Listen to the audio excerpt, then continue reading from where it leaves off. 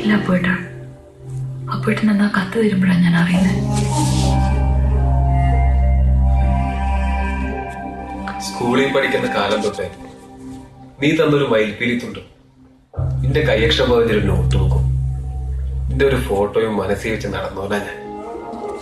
നിന്റെ കഴിവില്ലായ്മയായിരിക്കും. എന്റെ ഇഷ്ടം നിന്നോട് തുറന്നു പറയാൻ എനിക്ക് പറ്റിയില്ല. ഞാനത് പറഞ്ഞപ്പോഴേക്കും മൊയ്തീൻ നിന്റെ മനസ്സിൽ സ്ഥാനം പിടിച്ചു കഴിഞ്ഞിരുന്നു. എന്റെ ആ കത്തിന് ഞാൻ മറുപടി പ്രതീക്ഷിച്ചിരുന്നു. ആ കത്ത് ഞാൻ അന്നേ മൊയ്തീന് കൊടുത്തിരുന്നു.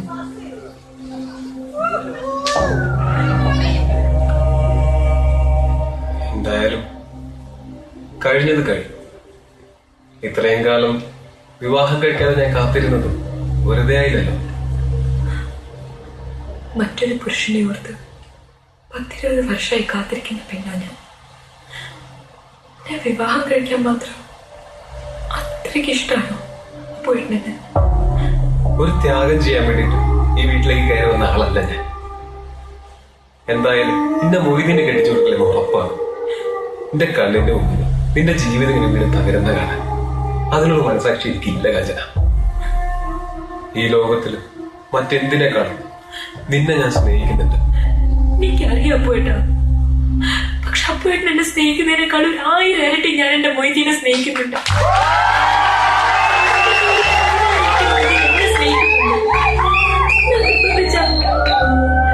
ശവത്തിലരിക്കപ്പെട്ട് തലയിട്ട്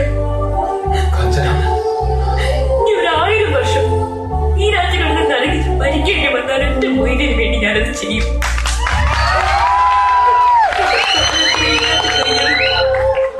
മൊയ്തീനെ ഓർത്തു ഒറ്റക്ഷരത്തിൽ വായിച്ചാൽ എന്റെ മനസ്സ് മുറിച്ചു മാറ്റാൻ പറ്റുമോ? അപ്പോണ്ട് പറ.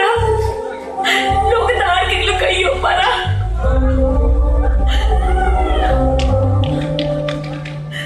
കാഞ്ചന, ഇന്നെ പോലൊരു പെണ്ണ് ഈ ലോകത്ത് വേറെ ഉണ്ടാവില്ല.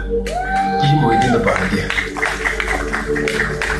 എന്റെ മനസ്സിന്റെ സ്നേഹം എന്തെങ്കിലും ഈ ലോകം അംഗീകരിക്കും. സത്യം.